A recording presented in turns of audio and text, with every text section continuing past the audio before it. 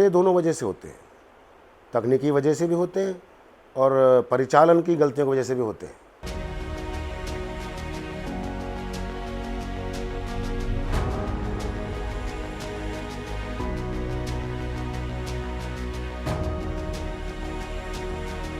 ये black box बता देगा क्या उस समय जहाज में कोई तकनीकी खराबी आई, कोई इंजन फेल हुआ, कोई इंजन का टेम्परेचर, प्रेशर, स्पीड घटी बढ़ी। आप साथियों, स्वागत है आपका सारांश टाइम्स न्यूज में। जैसे कि आप सभी जानते हैं कि अहमदाबाद विमान हादसे में 275 लोग मारे जा चुके हैं। देश में शोक की लहर दौड़ गई है। आज हमारी सारांश टाइम्स की टीम एविएशन के एक्सपर्ट और इंजीनियर ब्रजराज सिंह के निवास पर आई है, जिनके पास 30 साल का एक लंबा अनुभव है। तो आइए जानते हैं कि क्या तकनीकी वजह रही है, इस हादसे के पीछे क्या कारण रहे हैं। देखिए इस बातचीत के मुख्य अंश।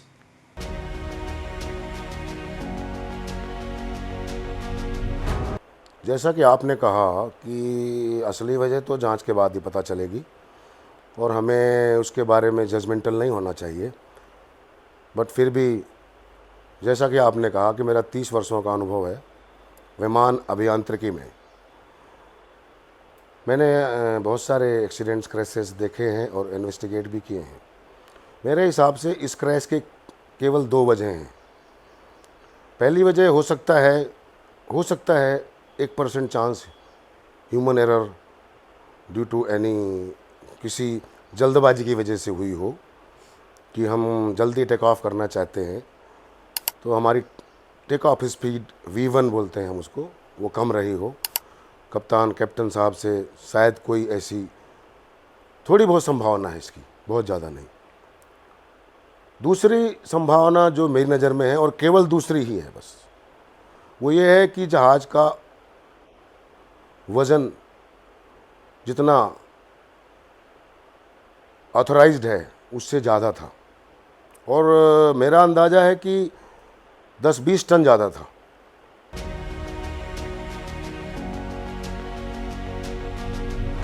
देखिए, हम पहले ही बोल चुके हैं कि हम कंक्लूजन पे नहीं पहुंच सकते हैं और हादसे दोनों वजह से होते हैं, तकनीकी वजह से भी होते हैं और परिचालन की गलतियों की वजह से भी होते हैं।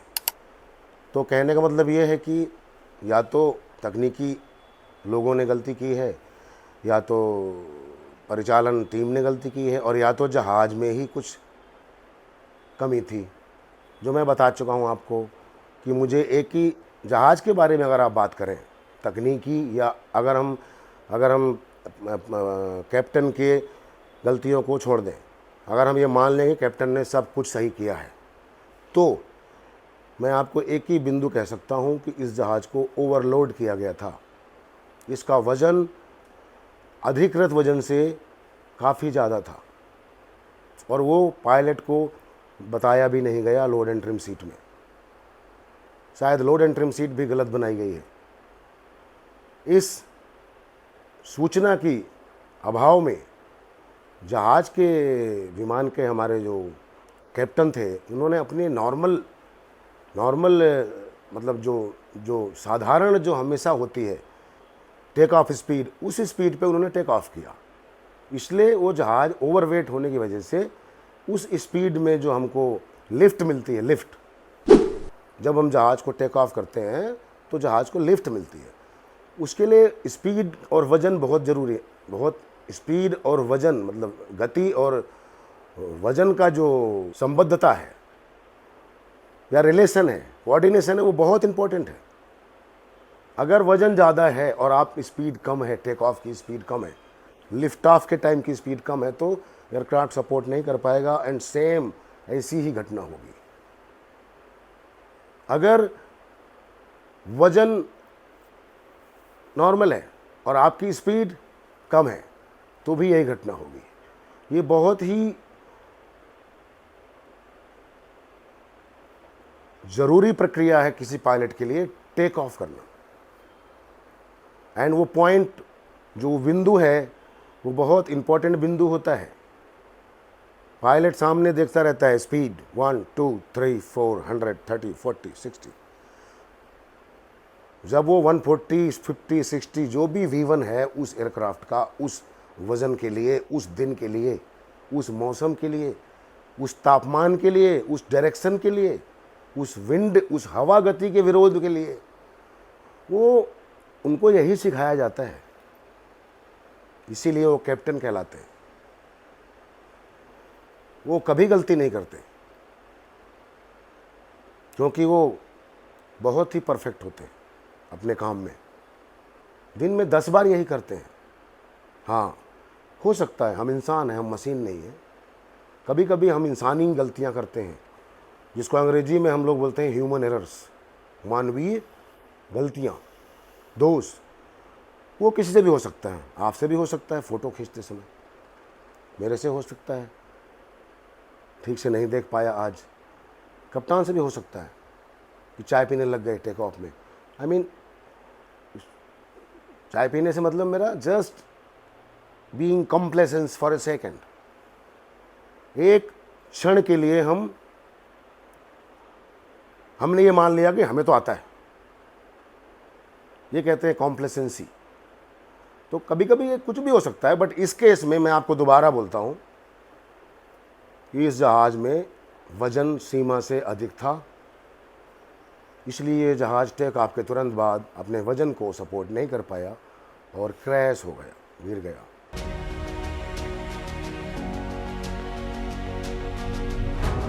देखिए, मेरे पास बोइंग के जहाज़ का या एयरप्लेन का लाइसेंस नहीं है, बाकी 7-8 हैं जहाज़ों के, लेकिन हर जहाज़ में सिस्टम एक ही जैसा होता है। बोइंग 787 में थोड़ा बड़ा है।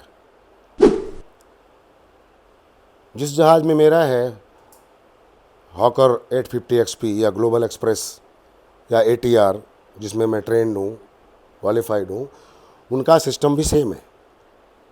तो कहने का मतलब कि अब चूँकि Boeing 787 dream liner is latest new generation, highly sophisticated, highly advanced airplane, इसमें एरर होने की संभावनाएं 0.01% हैं। कितनी? 0.01%। ये मैं बड़े भरोसे के साथ कह रहा हूँ।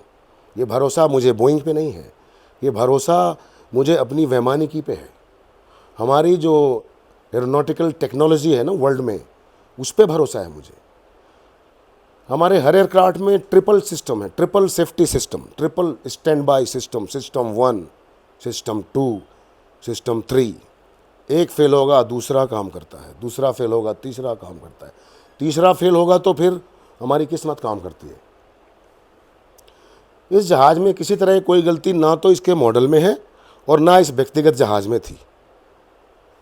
इस पर्टिकुलर जहाज़ में भी कोई तकनीकी खराबी नहीं थी। तकनीकी खराबी होती तो मैं जो आपसे बात कर रहा हूँ, एयरक्राफ्ट मेंटेनेंस इंजीनियर, विमान अनुरक्षण अभियंता की हैसियत से मेरे ही कोई कलीग, मेरे ही कोई क्लासमेट, बैचमेट्स इस जहाज़ को शायद सर्टिफाई करके रिलीज़ किए होंगे। इसकी कोई संभावना नहीं है कि उस जहाज़ को ख़राब स्थिति में रिलीज़ कर दिया जाएगा, कोई भी संभावना नहीं है, क्योंकि एयर इंडिया के पास बहुत सारे विमान हैं। अगर एक जहाज़ में कोई तकनीकी खराबी या कोई परिचालनीय खराबी आ भी गई है तो एयर इंडिया के पास बहुत विमान हैं, दूसरे विमान में वो पैसेंजर को शिफ्ट कर देते हैं। तो इसलिए ऐसी कोई संभावना नहीं है कि इस जहाज़ में उड़ने से पहले किसी भी तरह की कोई खराबी रही हो, इसकी कोई गुंजाइश नहीं है।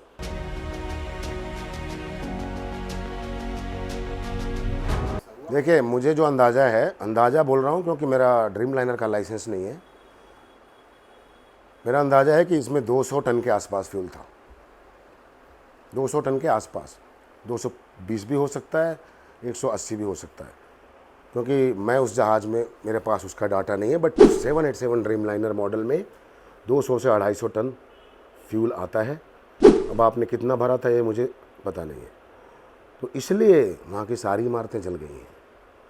वो ड्रीम लाइनर है, world's biggest airplane. And another airplane we have from Airbus, that is called Airbus 380। ये दोनों टॉप क्लास एयरप्लेन है वर्ल्ड में, 380 एंड ड्रीम लाइनर। अपने अपने लेवल के इनका सीटिंग मेरे ख्याल से 450 आसपास है। They have a seating around 450 I believe.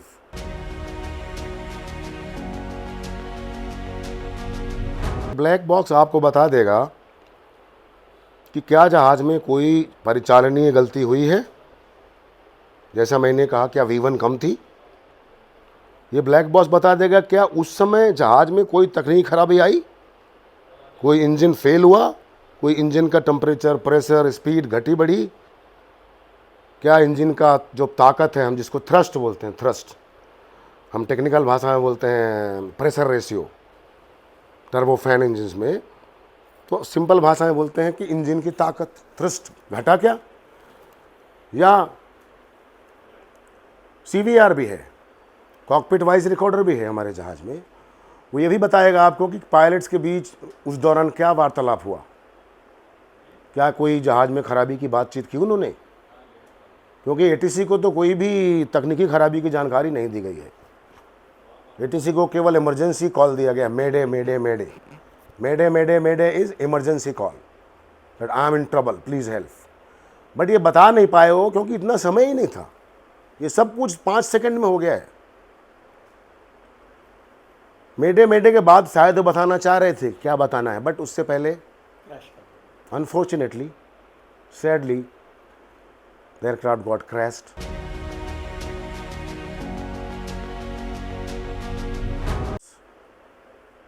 I'm not blaming any department, but of course, as I told, as of now, I believe this is a commercial error. This is a total commercial team fault.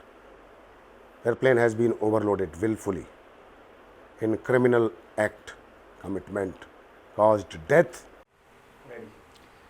तो ये थे aviation के engineer Brajraj Singh ji, जिन्होंने हमें अहमदाबाद विमान हादसे से जुड़ी कई तकनीकी खामियों के बारे में बताया और जनता को कई जानकारियां दी। मैं सारांश टाइम्स के लिए आसिफ खान, कैमरामैन सादिक मकरानी के साथ।